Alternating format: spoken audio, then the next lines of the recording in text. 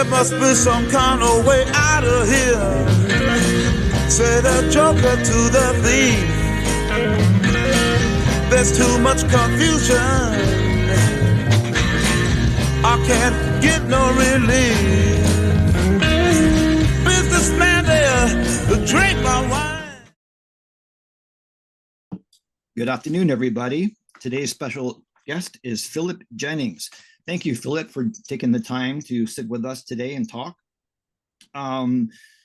So you actually spent 2 different tours in Vietnam, and could we start on how you got into the Marine Corps? Were you drafted or did you join up? No, I think number one, the unusual thing about my service probably started in 1954, or I think it was, when Wichita, Kansas. I was I was born in 41, so I was 13 years old or so. I was an early reader. I'd read everything, and I got a paper one morning. Wichita Eagle was a local paper, and the headline says Dien Bien Phu Falls, and that was where the French were finally defeated, as you know, in Indochina. It fascinated me just to think, oh my gosh, these French, what the heck is going on? And I started following Indochina wars much more than a 14-year-old, 13, 14-year-old in Bowling, Kansas probably would. But that's the reason it just kind of intrigued me. And I look at the French Foreign Legion, all the things about that. Now, I'm going to jump forward, and so it's 54. 1968, when I first started in Air America, I was flying north of Luang Prabang with another pilot, and I mentioned the story to him. He said, well, you know what? You want to see it? It's right over there. And so 14 years after I read this, I saw Dien Bien Phu and got shot down there. And so everybody's, oh man, what a coincidence. You feel like this, what kind of karma is it? And it wasn't a whole bloody end over end things exploding. We simply went over the wrong place. We got hit in the tail rotor drive shaft, and the aircraft was shaking so bad. We're afraid something would happen. So we were forced down, but it wasn't like some explosion. Anyway, that was a little story about why I was a little different for most of the Marines and guys coming over there, because I followed the war from an early day. My uncle was a Marine. I was quite honestly one of those kind of not a very athletic guy or anything. And so I thought, I'm going to join the Marine Corps. It sounded like a tough thing to do in college. And a friend of mine said, if you join the Marine Corps after you graduate, you can be guaranteed pilot school. And I said, well, that's for me. I always wanted to fly. My dad flew, my older brother flew. So I just signed up, and the 2 summers between my sophomore and senior year, went to basically officers boot camp back in Quantico, got my commission, got out and went to flight school. And in the Vietnam War had just started to kind of heat up. I started flight school in 63. And one day we were in a class and they were showing war films from Vietnam. And I don't think anybody in that class could have pointed to Vietnam on a map at that time. But the Marine Corps and other knew it was heating up, and all of us, we wanted to be there. That's just, they're not Superman or not brave, and it's just, that's what we had to do. So everybody tried to get there. And so I did. So I got my wings, and I went to Santa Ana, California, under Squadron 164. It was an 834, crappy old airplane, but I grew to love it, helicopter. And a few months later, probably 6 months out of flight school, not much more than that, a fellow squadron 361 was going to go to Vietnam. And 2 of my best buddies, Lynn Porzio and Ken Sloy, actually 4 of us in Wayne Gentry, we said, well, let's go to Vietnam. So we went over to 361 squadron across the bay there and said, if there's any married guys don't want to go, we're all bachelors and stupid, so we'll go for you. So they thought that was a good idea. So that's how I got into the squadron and headed over to 361 to Vietnam in 1965. And we got on a carrier, and there we ended up in Vietnam. And so when you got there, whereabouts were you based? Well, I'm sure it was in probably more than one base journey? Yeah, we went to Okinawa first and did some jungle training and things, and then we flew into Vietnam on a C-130. The squadron offloaded, and we were in Da Nang. And we were the main runway, north-south runway. The Marines were right beside the runway on the south end. I mean, I wrote sometime, I said, evidently the powers that be thought the Marines would like to have airplanes screaming in their ears at 5:30 in the morning when the first flights went north, but we were there. Then more squadrons started to come over, and they wanted to pick some guys that had been in country for a while to put into the squadron. So 5 of us left 364, I'm sorry, and went to 361. And there we were in Quy Nhon, kind of down by ourselves, and it's further south in on the coast in Vietnam.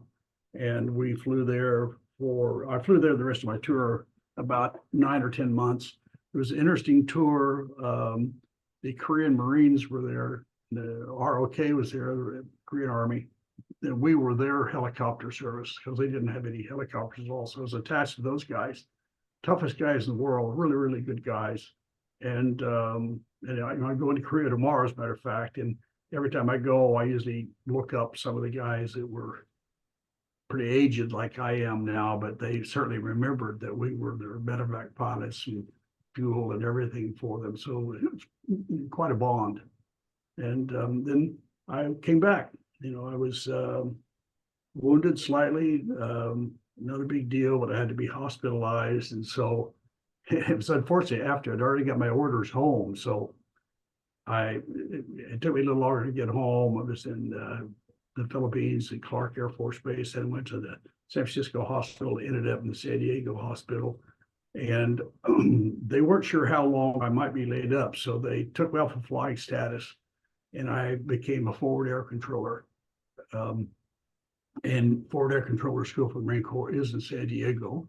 And so I finished that. Now, being taken off of a flight status was, they practically had to put you on suicide watch. I mean, nobody wanted to go be a grunt, I guarantee you.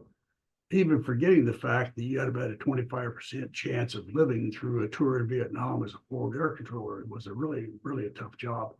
And unlike later on, in which the FACs stay back with more of the headquarters groups, in Vietnam, forward air controllers were right up there with the grunts and front lines and doing all those things. It was anyway, so I became forward air controller. I had a great year.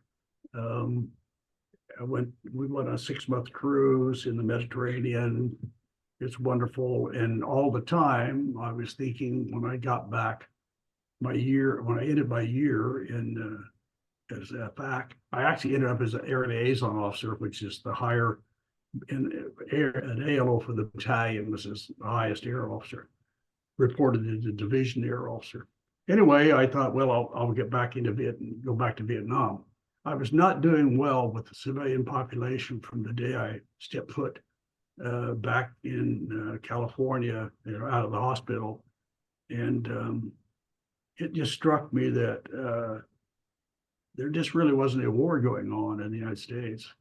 And it's hard to talk or write about it, Jason, without sounding corny, but the fact was that I was a Marine officer pilot. I mean, what was I doing jacking around on the bases in Southern California? And, it just didn't seem right. And because there was no real knowledge or consciousness of the Vietnam War, it's always kind of a battle with the civilian. Probably one of the epitome of things is not too long after I was out of the hospital, I had been engaged to a girl in college, and we'd kept in touch, and she lived in San Francisco. So I got out and I called her and said, why don't you come down and spend the weekend? And she had a sorority sister there. So Kathy flew down to San Francisco. I picked her at the airport. We stopped and had a drink and talked for a little bit. And I dropped her off at Friday afternoon, late afternoon, and dropped her off at her sorority sister's house. Never called her back. I went to the club. Hey, there's some guys at the club. We started drinking and went out of the town. I said, I can't deal with civilians. I just didn't want to be with anybody but the guys, and get back over there.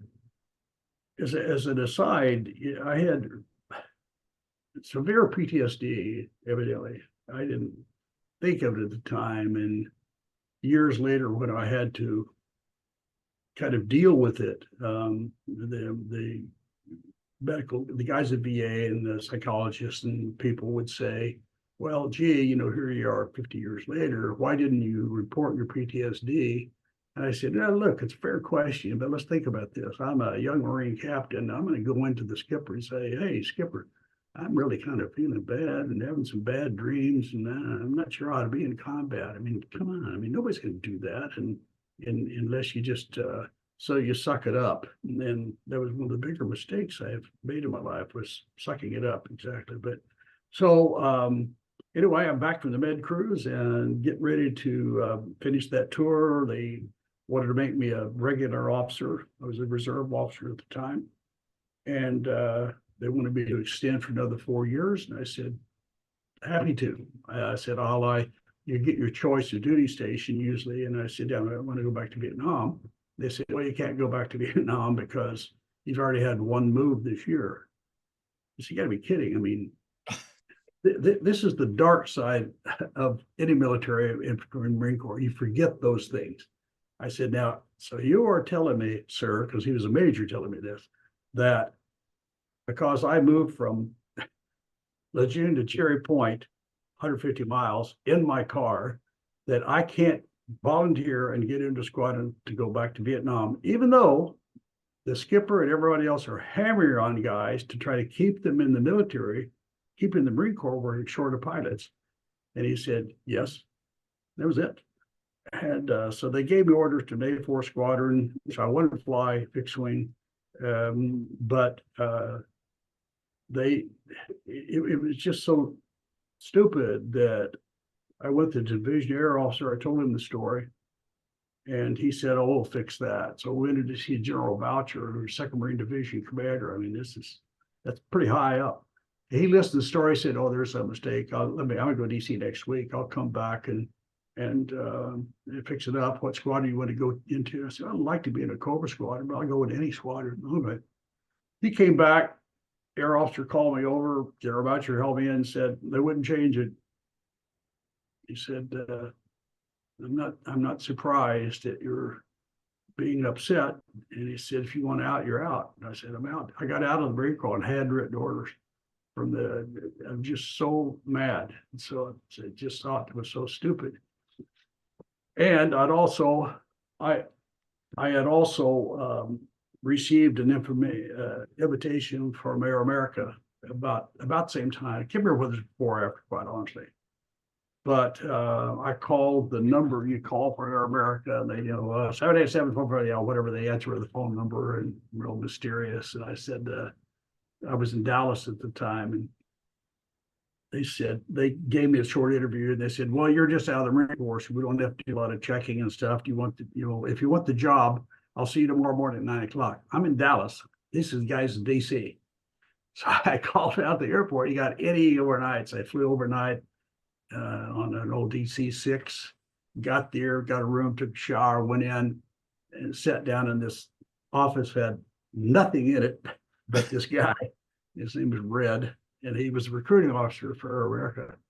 And he said, okay, first, Jennings, he said, we can't offer you a job today because we haven't done the background check and everything, but I'll tell you all about it. So we went through all that. And I asked him a few questions about it. And I said, well, I'm just curious. I mean, is it combat or is it what? He said, what, are you afraid of combat? I said, well, no, but I mean, that was kind of the interview was. Finally, he says, well, you want the job or not? And I said, I thought you weren't going to offer me the job. He says, I don't hear what I said. Do you want the job or not? And I said, yeah. He said, okay. 3 weeks later, I was in Laos. And I loved it. I mean, it was just the last 2.5, 3 years of my life. And I remember that as a side story, I was passing through Los Angeles on my way to Tokyo, and then Taipei, and then Bangkok, and then finally in northern Thailand. And in the airport, I saw a guy who looked like a bum, pretty much somebody you would expect in blue tarp beside the road these days. He was another Marine pilot, Tim Woosley, a good buddy of mine. He'd been skiing nonstop for like 5 weeks and went to the airport. I mean, literally just came off Savio clothes and beard and everything. And so we got out of jet and we flew to Tokyo. We were in Tokyo for a few days. And then we flew to Taipei, which is where the Air America CIA headquarters are, kind of. And we were in Taipei for a few days. Then we flew to Bangkok and had some ground training and whatever. And then bam, we're up with the helicopters in Laos. And, you know, I was asked when I was in a class I had quite a bit of fixed wing time. And they asked if I wanted to fly fixed wing rather than helicopters. Well, everybody wants to fly fixed wing rather than helicopters. I said, yeah, I'll fly fixed wing. And the guy next to me was a rehire. And he said, you don't want to fly fixed wing. He said, in fixed wing, as an Air America pilot, they have a co-pilot, a pilot. You'll be sitting in this case, the right seat on the fixed wing for the next 3-4 years. Helicopter pilot, you'll be captain in 2 months. And it's the difference in the world. I said, yep, I don't want to fly a fixed wing. So that's when I ended up flying helicopters out of Udorn, and which is about 20-25 miles south of Mekong, south of Vientiane. And so at this Yeah. point in your time over there or before, had you heard of Air America? I mean, had you seen any of the helicopters flying around? The only thing I knew was I had a flight instructor in Pensacola, his name's Skip Walter, and he had some kind of mysterious air about him or something, and guys would joke to him. It turned out he had flown for Air America and then got back into the Marine Corps. The nucleus of the Air America pilots, helicopter pilots in Laos and in Vietnam, were former Marine Corps pilots. And one of the reasons is that if you go back in history, in Laos, the Russians were doing all kinds of things, and the North Vietnamese were doing all kinds of things. Laos was supposed to be a neutral country. So Kennedy, pretty sure it was Kennedy, not Eisenhower. Anyway, Kennedy said to them, look, stay out of Laos, or we're going to send the Marines up there and kick you out of Laos. And they didn't do what he said. So a squadron of Marines flew to northern Thailand. They landed and they said, we're serious, you're going to quit. You're going to get out of Laos. Well, they did, supposedly. And the Marines pilots there, they just went down and said, you want to stay? You want to stay? You want to stay? You're out of the Marine Corps. You're out of the Marine Corps. You're still in the Marine Corps. And that was the nucleus guys that are actually on active duty and just chose to just kind of put their commissions on hold and become Air America pilots. Then you could get back in the Marine Corps after a couple of years. So my instructor, one of my instructors, Pensacola, was one of those guys that got back in. And so he didn't tell me much about it. Back then, it was even more hush hush. You weren't supposed to tell anybody about it. And I occasionally, even today, I think I wrote on Facebook not very long ago, this guy was talking about the secret Air America, the secret airline, and nobody knew. And I said, yeah, fortunately, no communist made it into any bar in Southeast Asia where they could have asked the bar girl about Air America. But other than that, it was totally secret. And it was kind of a joke. But I mean, it wasn't a joke to us because when I got to Laos, there were at least 40,000 North Vietnamese in the country.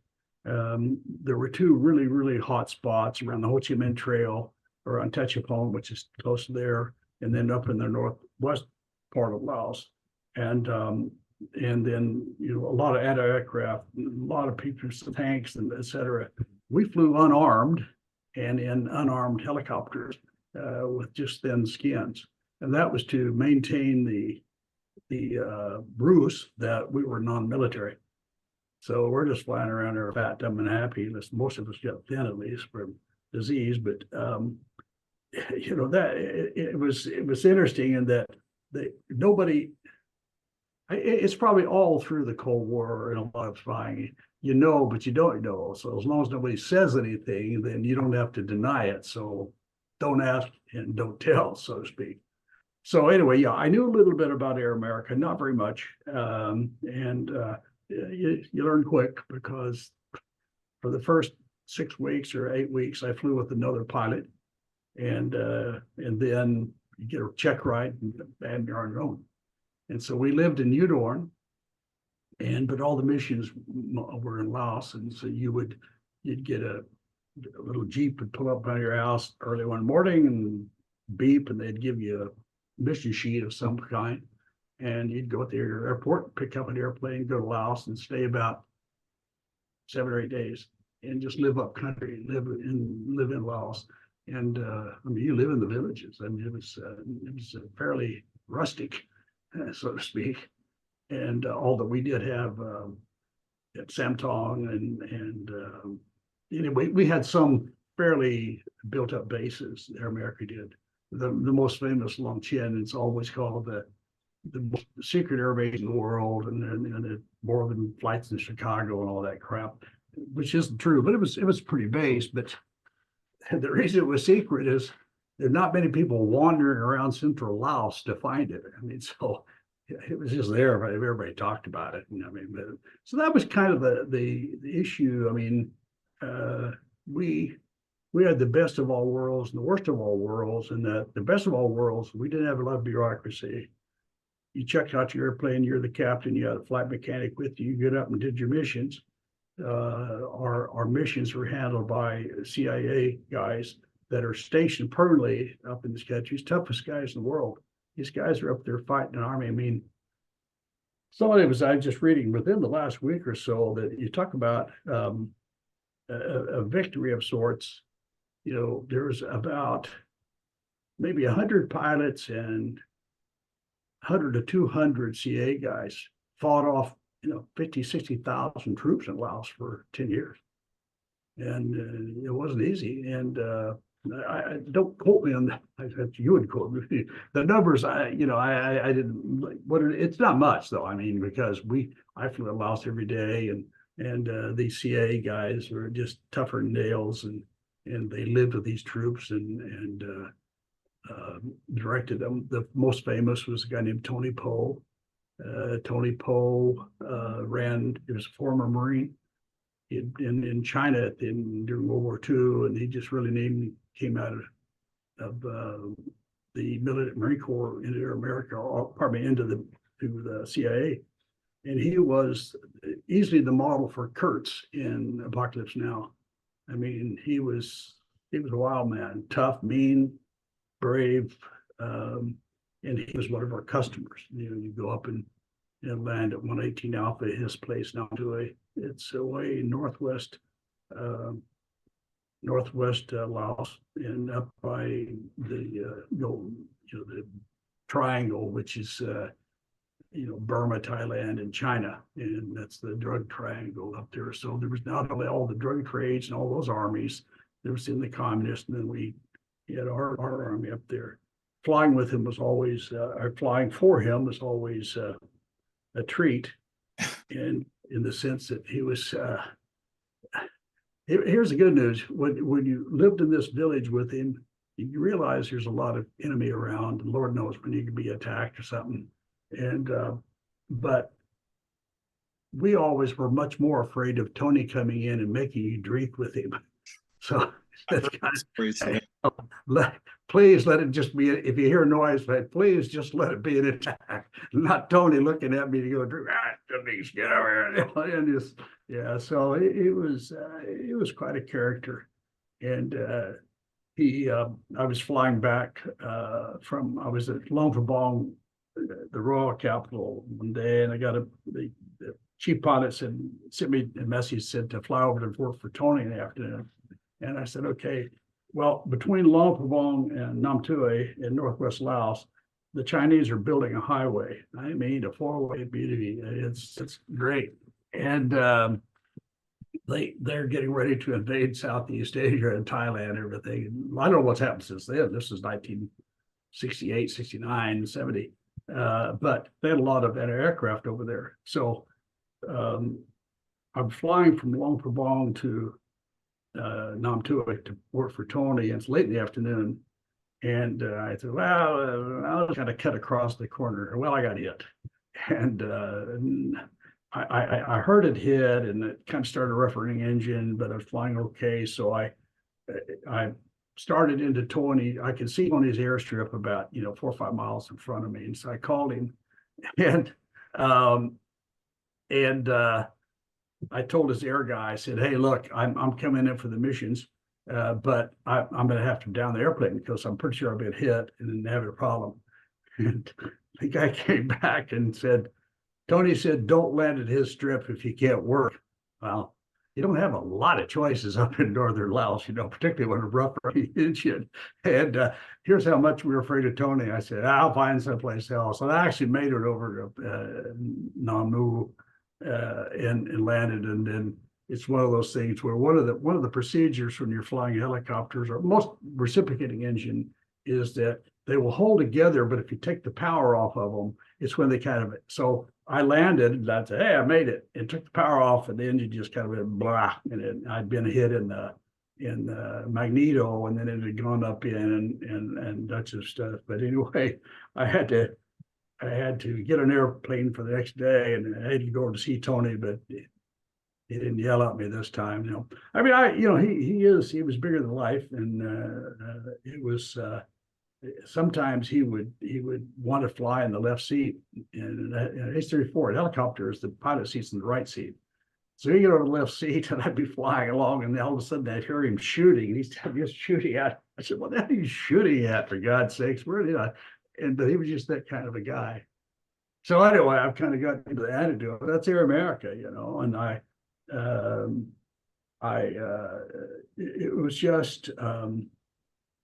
It was just a dream job. If you really like flying, you fly up there, no rules. Very, very mountainous, it's a rainy season. It just always kills pilots. You just can't see. There's no nav aids or anything. You're just up there zooming around in the clouds and the hills. And it's paid a lot, not as much as most people say, but in today's dollars, we probably made $400,000 or $500,000 a year. I mean, it wasn't in today's dollars, and that might be. It's hard to tell because you had a regular paycheck, which was 25 grand a year. Of course, remember this was since 1969, so maybe 100 grand a year or something. But you were paid in cash. They call them greenies, because literally, when you flew the greenies. After the missions, and they did the counting, like once a month, you'd go into the chief pilot's office, and he'd close the door, and he'd open the safe and just and give you, stacks of $100 bills, and you could. That's when you made the money, really. Let's say they were going to evacuate a building, a village. Like I remember Olongapo, which is down near the Ho Chi Minh Trail near Cambodia, and Olongapo was lost, and so we had to go in and take out some military and all this other stuff. Well, you knew the guy's waiting for us down there. So in that situation, you flew with 2 captains, and you got like anywhere from $500 to $1,000 per landing. And I remember flying this with this kid one time. He's fairly new, and he's my co-pilot, and he piled on board. It was kind of an emergency landing, so he hadn't really briefed me. We're flying there, and we got a while to fly over there. And he said, "Oh man, how much do we make?" And I said, "Well, it makes about $1,000 on the landing, and the next landing's $1,500." And he said, "Oh, is there a lot of action?" I said, "Well, when you first go in, usually, we get in fast and get them out." He said, "Well, why is it more a second time?" I said, "Well, think about it.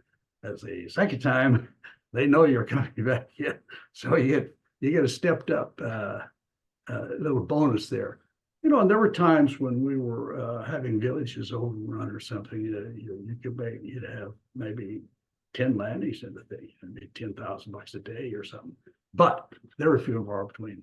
And if you did it for the money, I mean, it'd be pretty stupid. I mean, I've shot it 4 times. I mean, how much money would you take? You say, well, there's a 1 out of 10 chance I won't come back from this mission. And again, they weren't all shoot down, just ball of fire, and just got hit, either leaking something or shaking something, or I needed to land someplace. So, And so but it was during your time there with Air America, did you ever see any combat? Was there any time that you had to? I know technically that you weren't allowed to be armed, but if you're being overrun and you're on the ground, being a former Marine soldier, that you're going to take care of action, right? Well, we saw a lot of combat, but all from the air. I mean, landing in probably, there were guys I know got trapped in like up at Site 36, which I know didn't mean anything to anybody, but they actually had to fight their way out. For the most part, though, as the helicopter pilots, the two most dangerous missions were, I would say, medevac, because if you're medevacing somebody, there's action, and then air rescues. And the rescues of fighter pilots been shot down. And they were, always pretty hairy. The one of the most exciting days for me, and I probably told you, we were flying some Chinese mercenaries up in northeastern Laos, and we had A1Es as our fighter escort, and they circled us, because they're a lot faster. So we're headed in, and this guy named Bill Bice, who just called me, by the way. Bill Bice said, I'll go down and take a look. I just blew him out of the air. So, I'd never been, even in thousands of hours over there, I'd never seen an accident airplane just get blown out of the sky. And he was standing, they hit an aileron and he couldn't. So he was just, whoa, whoa, sort of out of the zone. And he punched out. And, this thing just happened right in front of me. And so we couldn't get him out. And so I told the other pilot, I said, look, the guy, there's not going to be time to wait for any armed things. So pull over there and hover, and I'll just go down and get him. And so I did. And then they couldn't get me out. They couldn't pick two guys up. They might get one guy out. And I thought, oh, shit. Well, here I am. What the hell did I do? But anyway, so, that was pretty exciting. And I obviously made it out. And ironically, Bill, when I strapped him to a hoist, the trees were so high we couldn't land. That's why they couldn't. There was always land, so he had to go helicopter to hover and just drop the hoist. And once it put me on the ground, it left, and then it came back to get him. But when they came back to get him, I strapped him on to the jungle penetrator, because he was pretty beat up and kind of in and out of consciousness. And then I jumped on, put my arms around him, but the helicopter just sunk into the trees. So I jumped off, and they went on. Well, Bill wasn't awake enough, and he just really looked bad. And I didn't see him again. And he was kind of yelling, oh, no, don't leave him. And so he left. I never heard it. I had heard he died on the way back. And then the last thing he knew, I was on the ground and nobody around other than the guys who shot him down. And I read a book about 10 years ago called Cheating Death, and that story's in there. And I didn't know. And I called him maybe 12 years, 15 years ago. I called him, and we're friends now, but he's 97 and still kicking. But it was quite an event that we lived through now. And he just kind of sat and looked at one another going, do you believe we were just on the ground in northern Laos and been shot down? And it's just kind of a hard thing to imagine. And but anyway, the combat we saw was always pretty much just people shooting at us. And it was you didn't get used to it, but it was stupid to fly over there and over a war if you thought, well, I hope I don't get in danger or anything. So that's what it was. And so if you were in one of the villages at one of the more rural places and you needed parts for your chopper, would they just, like, if you were grounded, then would they just fly in other parts and you would be stuck there until such time? Yeah. Yeah, I've got pictures of a couple times where that happened to me, and I'm standing around with my thumb just waiting, and they do, but it's in it. But there were choppers, but there were fixed wing, all over the country, and they could drop stuff. It wouldn't take too long for a fixed wing to fly up from Udon or Vincent or someplace and drop whatever you need. And we kept stuff.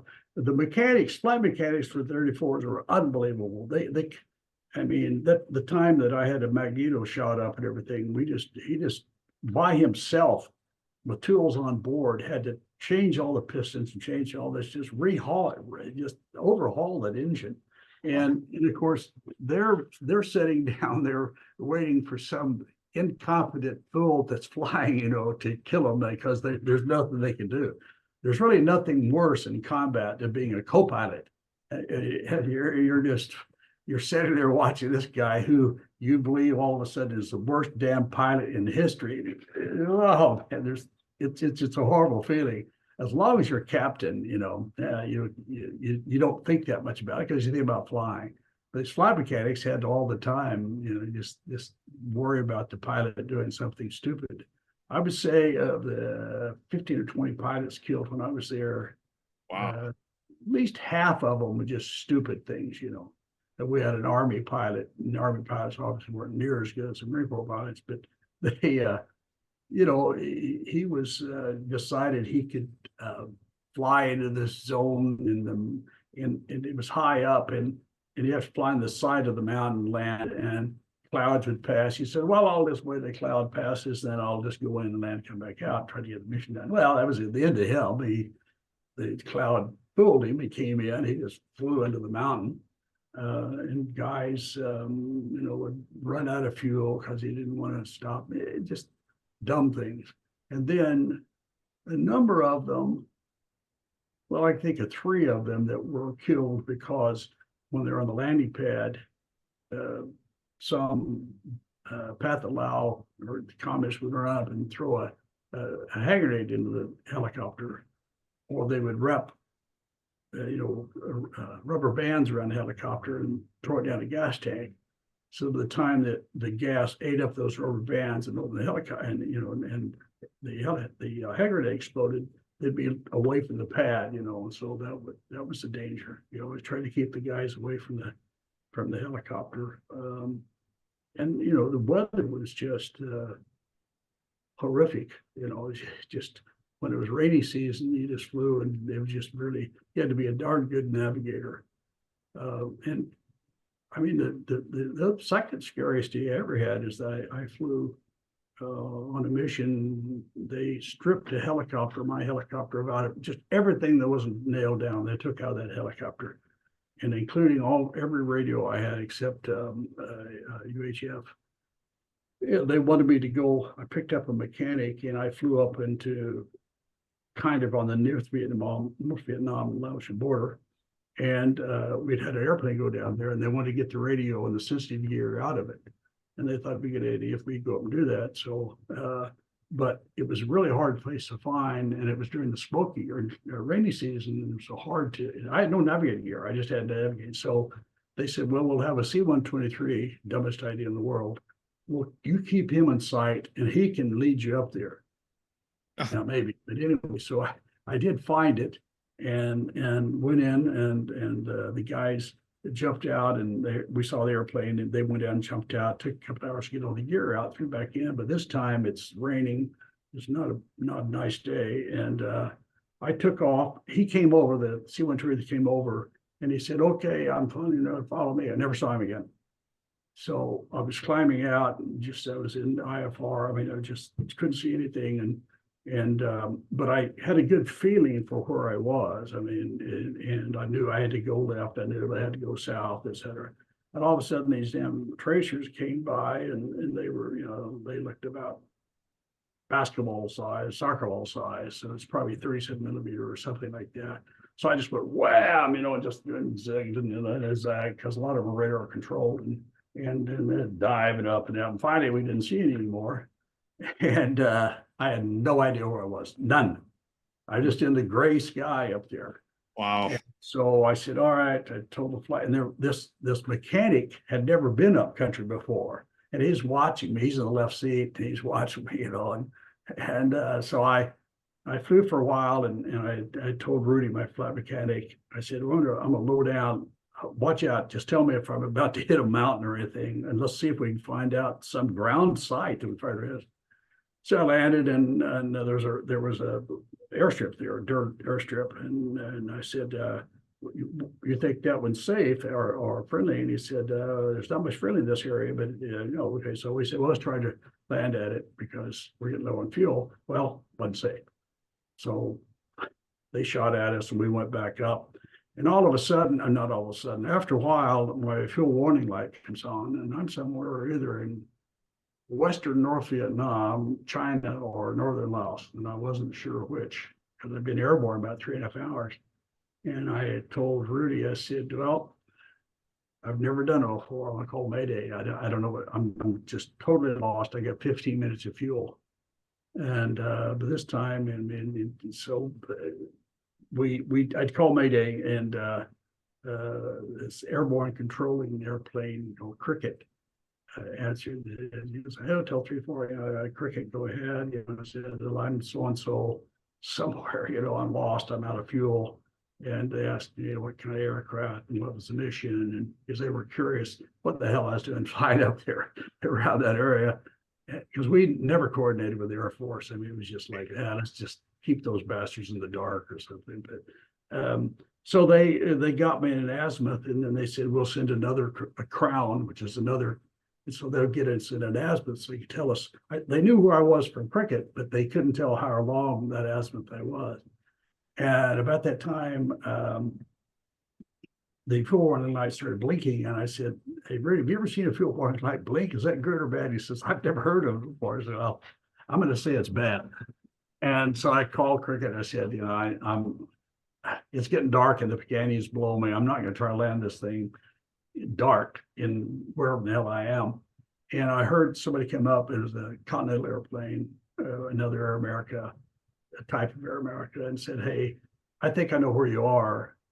And he said, climb to 8,000 feet and pop your landing lights. So I did. He said, I got you. So he guided me back in, and he was a fixed wing, and his name was Al Adolphs. And so he guided me into Site 50, and they dropped a barrel of fuel over there. And I ran out of fuel when I landed, and the barrel of fuel was way down the airstrip. And so the guys are sitting down there, and they wouldn't come off. They thought that I just their purpose, and they wouldn't come down and bring their Laos, and they wouldn't bring the fuel down. So I said, really, get your weapon and go down there and tell those guys to get that fuel and bring it down here. Okay, so we got out of there, and I made it home, obviously. And it was just, it was a very nervous day. So we landed, and this guy, the mechanic that is not usually going up country, he said, Captain, I'm going to bother you flying, but were we lost? I said, I am. And he said, well, I was afraid. I didn't want to ask you guys. He said, the tracers came by, and I was excited, and then we came down to that street. I heard all those beating guns. Oh, boy, I'm in war. I said, but the problem was right after that, I looked over, and you had your map open, and your map was going like this. Then I got scared. Her hands were shaking. I said, I had less than 5 minutes of fuel, and I didn't know where in the hell I was. So I'm not ashamed to say, yeah, it kind of upset me a bit. Yeah. But it was just such a great experience. I just love it. We could fly on any airline, first class, anywhere in the world for free. And we had 10 days off a month. A month? Wow. Yeah, you could only fly 20 days a month. Sometimes they'd bust that, but usually. And well, you could only, if it were combat time, which Laos was all combat time. But anyway, roughly you had 10 days, to get around the world. So we'd go to Bangkok on the night train, and then, hey, let's go to Sydney. Call out there and see if okay. So they call out the airport. Nobody's going to Sydney. You guys want to go to Hong Kong? Yeah, I'll go to Hong Kong. Just fly over there. No baggage or anything. Just buy whatever we need when we got to there. It's been a few days. And they're all Marines. Two of them are some of my best buddies in the Marine Corps. It's, what a life. We had more money than we could possibly spend. I mean, particularly living in northern Thailand. So it was really a great job. You just had to kind of keep from getting killed, and you know, I'm 25 years old and stupid. You don't think you're gonna get killed. Just the way life is, you know. So I didn't get killed. No, you're still here. I'm still here. So I know we're going to jump forward here a great deal of time, but you've written quite a few books. So can you tell me how many? Because I'm not totally sure myself. How many books have you written now? Well, I've only written 4 actually. You know, I wrote a book that's never been published, but the first chapter of that book in 1999 won the Faulkner Society Best Fiction for 1999.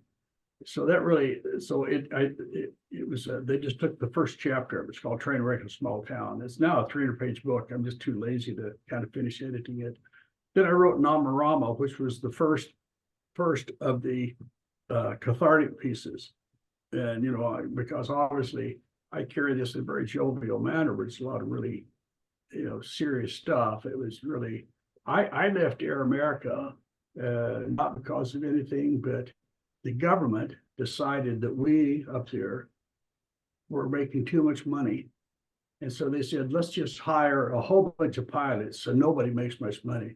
Because you made your money really on overtime. Once you get over 70 hours a month, you start making $500 an hour or something. And there were reasons, you know. And so they decided to unionize. So Jimmy, my best buddy, and I, we're sitting in Udor in these meetings about unions. And I looked at him, he looked at me and said, I've had it. You know, this is not what I signed up for. So that's when we left, and we got the jobs with Israel and a job in Africa. Then he was killed, and it changed the direction of my life. But you know, it was like the bombing halts.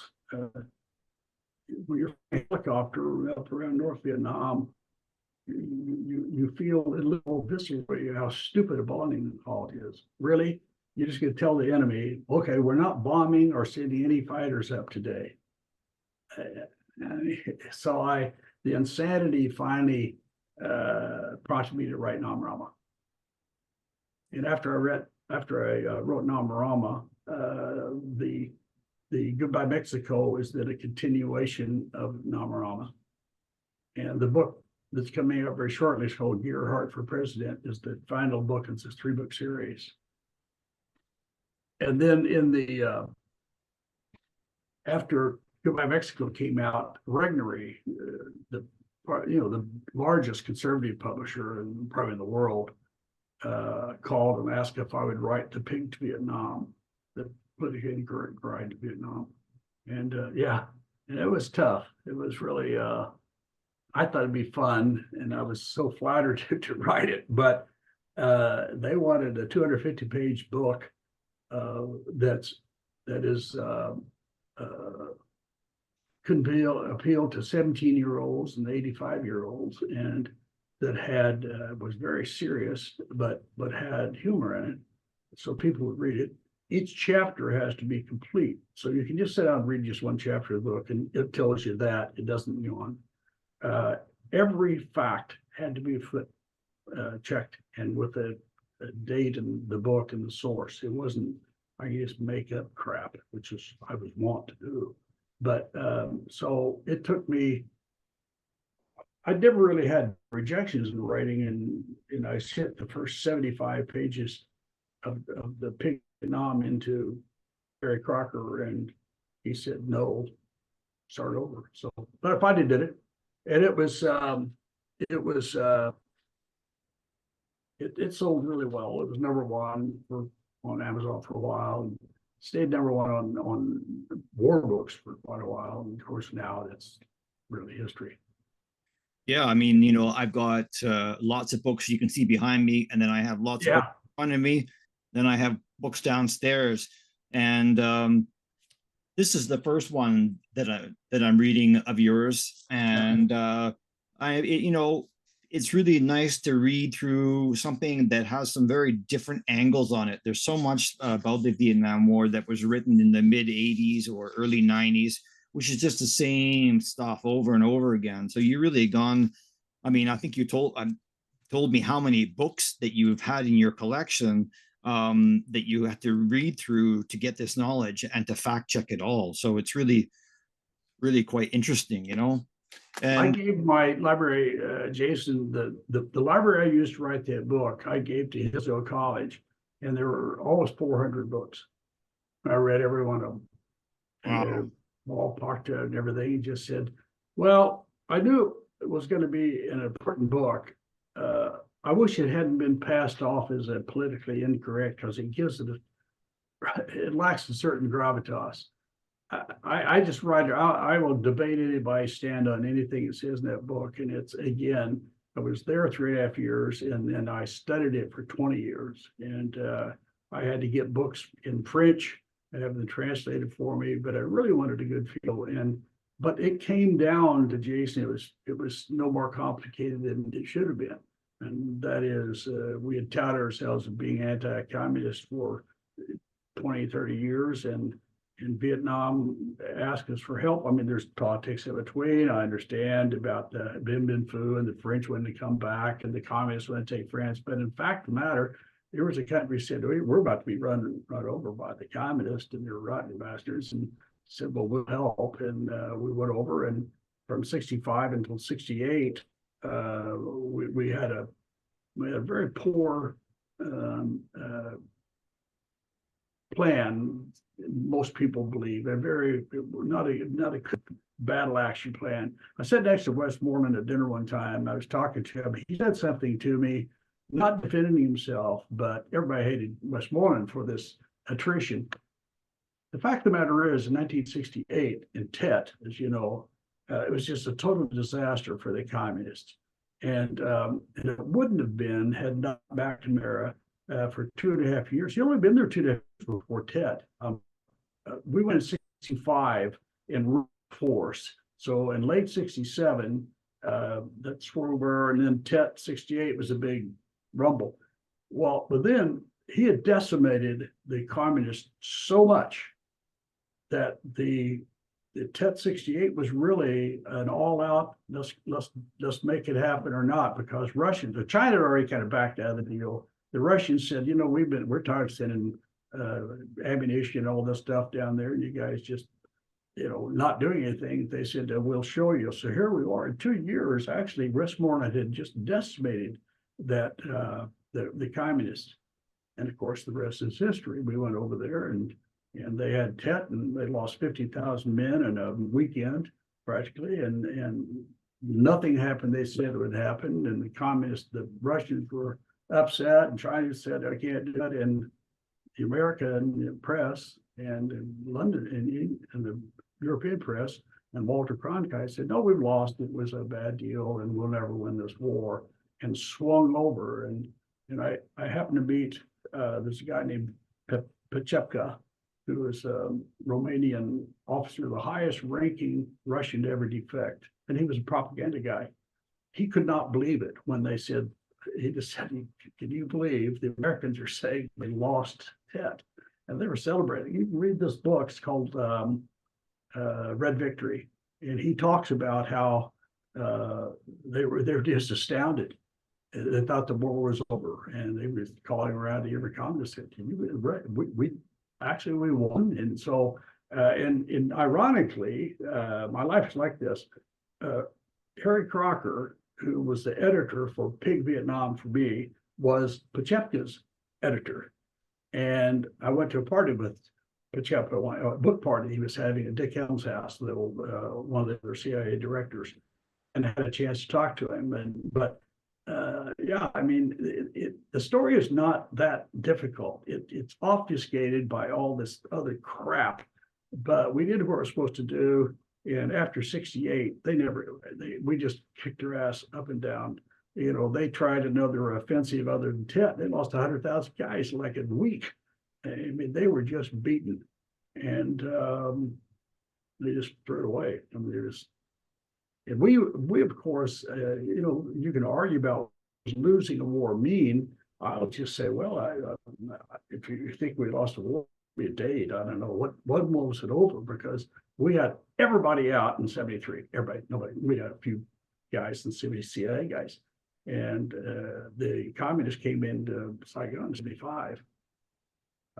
Is that our loss? I mean, anyway, so that's the premise of my book. It just, the reality is that it wasn't this complicated. We can never, why are we there?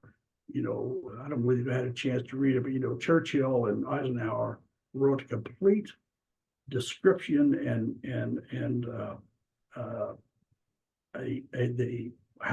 why we were winning the war, or why we fought the war.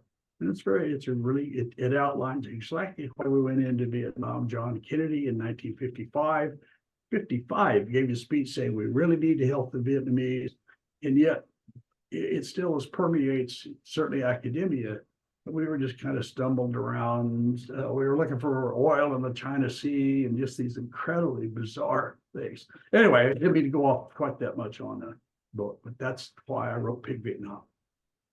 Well, that's great. I mean, I'm really enjoying that book, or books. I haven't got into the second one yet, but so maybe I'm looking at the time now, and we've been chatting for an hour. I try and keep these to an hour. Just, I think that's wise. Yeah, and just that everyone's fresh, But I'd like to have you on again in the future. I'm sure I'll get a lot of questions from people about some of your missions that you did, with Air America. I don't really know too much about what you guys did, so that would be really good.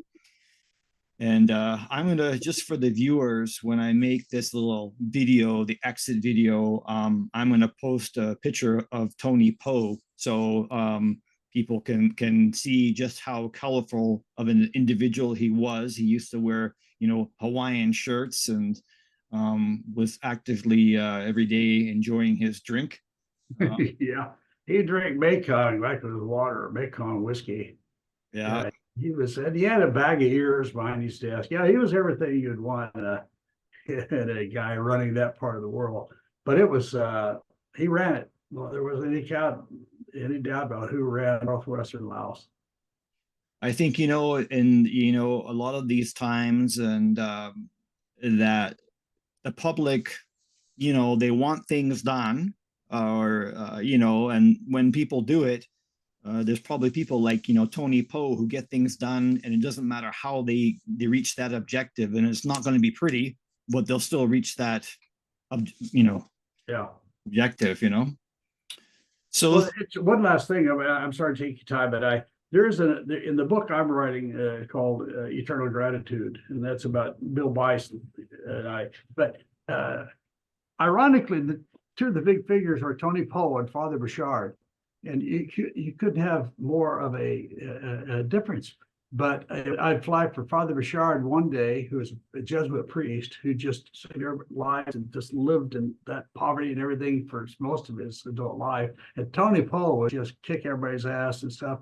And they both had their own influence on, and it's almost kind of a parody of America, of how brash and we are, things done, but what a heart we have. And it's very unusual, I think, in history to have that kind of a civilization that has both those faces. And that's why in Namaraga by Mexico there's two guys in the book, and they represent those two sides of America.